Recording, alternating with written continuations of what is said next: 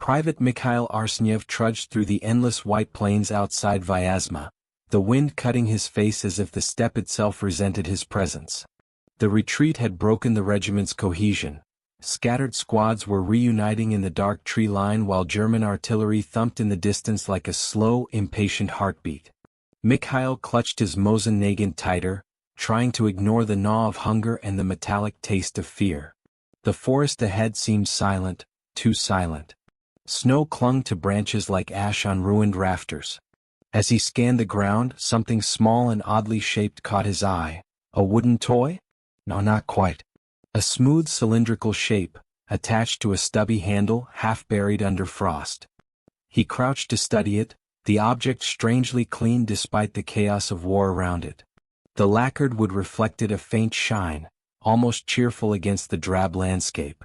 Behind him, Corporal Yelena Markova approached, her boots crunching softly in the snow. "Find something useful?" she asked. Mikhail pointed at the object. She frowned. "Leave it. Germans don't drop gifts." But there was something undeniably disarming about the thing. It lacked the menacing geometry of artillery shells or the jagged promise of fragmentation mines.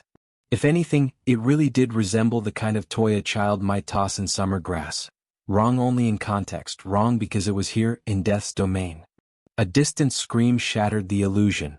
One of the scouts, stumbling backward from a similar object before the world erupted in a sharp, cracking blast. Snow leapt from the ground in a fountain, followed by a sickening thump as the scout's body dropped.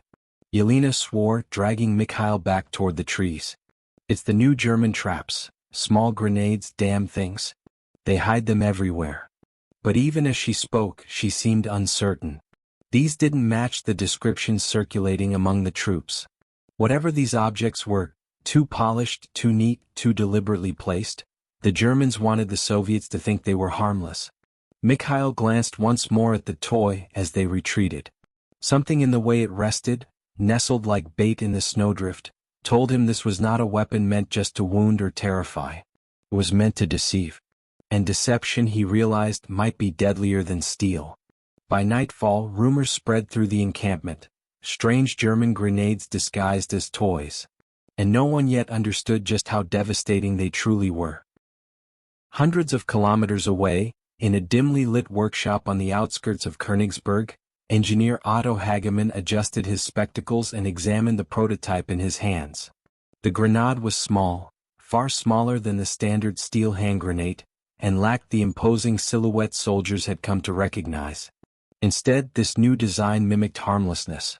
Compact, clean, almost friendly.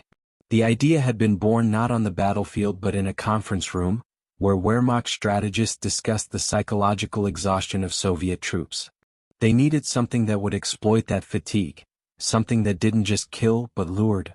And so Hagemann had proposed a device with minimal metal, a wooden casing, and a pressure trigger that responded to lifting rather than step or weight.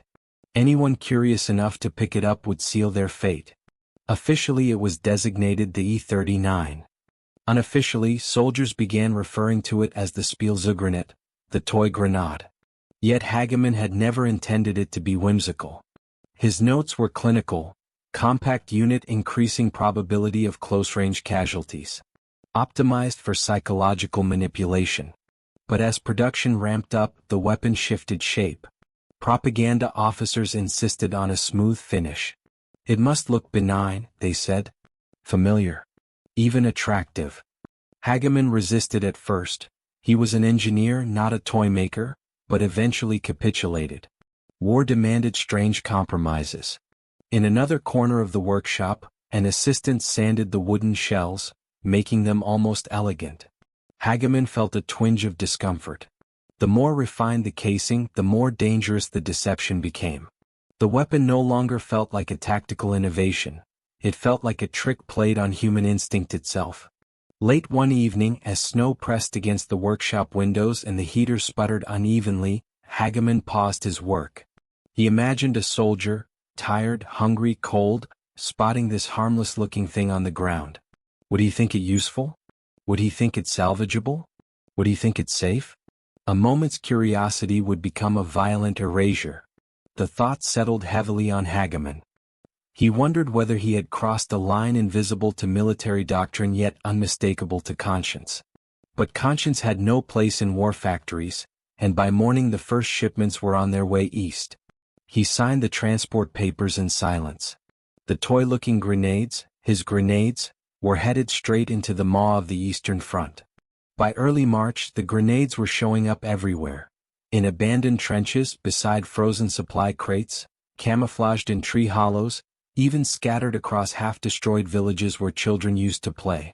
Soviet soldiers grew uneasy, reporting the appearance of suspicious wooden objects that looked almost innocent. Commanders issued warnings, but the front was too chaotic for discipline to be absolute. Cold, fatigue, and desperation eroded caution. Mikhail and Yelena, now operating with a reconnaissance detachment, encountered the grenades regularly. They found one lying beside an overturned sleigh, another placed neatly in the entrance of a ruined cowshed. Each one seemed intentionally positioned to draw curiosity, and that was what disturbed Yelena most.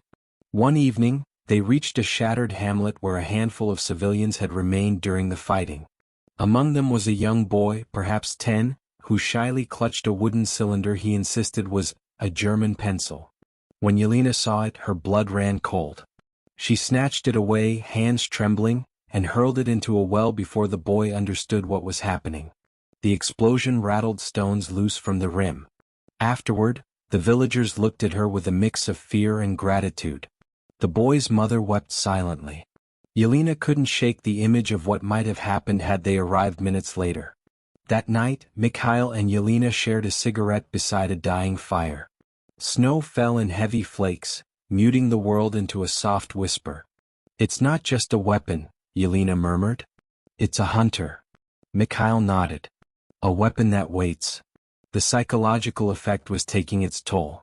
Soldiers hesitated before touching anything.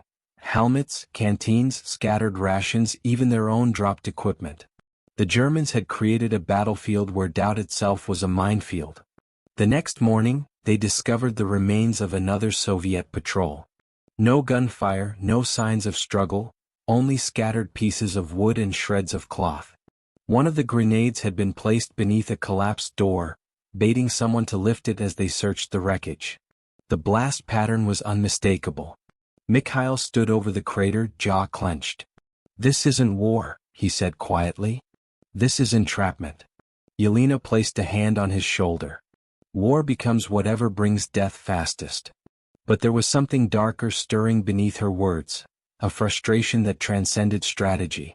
The grenades felt like a violation not just of combat rules. The tide began to shift when Soviet engineers captured an intact crate of the German grenades near Rzhev. The devices were rushed to a field laboratory where technicians worked feverishly to decipher their mechanics. Inside a flimsy wooden shed lit by oil lamps, they carefully dismantled the grenades layer by layer, revealing a surprisingly simple mechanism: a pressure-sensitive striker, a detonator core, and a fragmentation sleeve wrapped in minimal metal to avoid mine detectors. Captain Lev Borodin, overseeing the investigation, took meticulous notes. "If it triggers by lifting," he said, "then the solution is to make the enemy afraid to place them." Within days, Soviet units began developing new counter-tactics. Engineers deployed long metal hooks to drag suspicious objects instead of picking them up. Sappers trained infantry to spot signs of intentional placement: too clean, too centered, too obvious. A small squad was tasked with collecting disarmed grenades for study, hoping to repurpose them. Yelena and Mikhail's detachment was assigned to assist with these trials. They watched as engineers demonstrated safe neutralization: apply downward pressure with a sandbag, then wedge the grenade in place before removing the triggering core. Even with new precautions, the danger remained high. The turning point came when Soviet sappers realized they could use the Germans' own design against them. By resetting the grenades with improvised trip wires or burying them beneath debris, they created reverse traps in areas soon to be retaken by German patrols. The moral ambiguity of such tactics weighed on some soldiers, but the brutality of the Eastern Front left little space for hesitation. Mikhail was torn. "We're becoming like them," he said after helping rig a captured grenade beneath a collapsed stair beam. Yelena looked at him evenly. "No. We're surviving. There's a difference.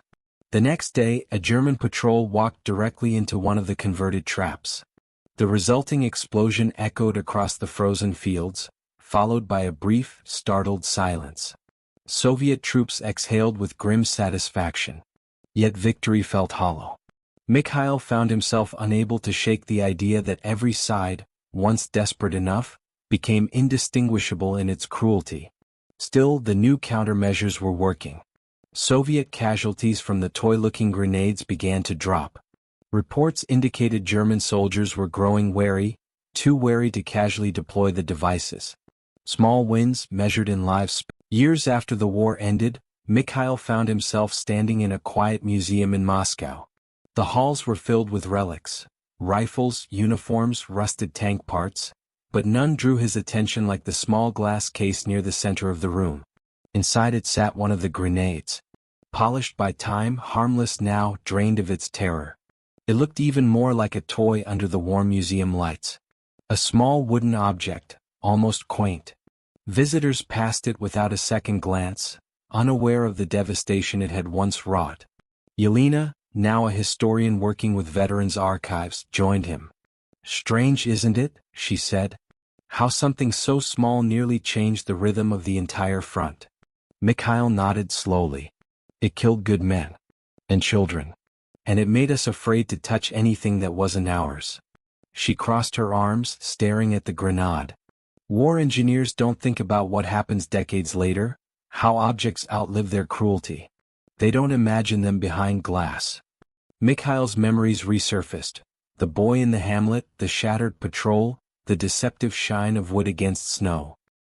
He realized that the true danger of the toy grenade hadn't been the explosion itself, but the erosion of trust. It turned the act of reaching, of investigating, of hoping into something perilous. And that was why it had been deadlier than expected. It weaponized human instinct. A group of students approached the display, their teacher explaining its history in calm, factual tones. But facts alone couldn't convey the cold air of the steppe, the split-second hesitation before touching an object, the weight of fear that made even the trivial feel lethal. Mikhail stepped back, giving the students room. He wondered how many stories like his would fade when the last veterans passed. The grenade, silent, still, remained a reminder. A warning. Outside, snow began to fall, just as it had the day he first spotted that innocent-looking shape on the battlefield. For a moment he could almost smell the iron-tinged air of combat again. But then Yelena touched his arm, grounding him in the present. "We survived it," she said softly. "And we remember it. That's enough." Mikhail wasn't sure if it was, but he nodded anyway. The toy-looking grenade stayed behind glass, but its lesson lingered far beyond the museum walls. In war, the deadliest weapons are not always the ones that look dangerous. Sometimes they are the ones that look like nothing at all.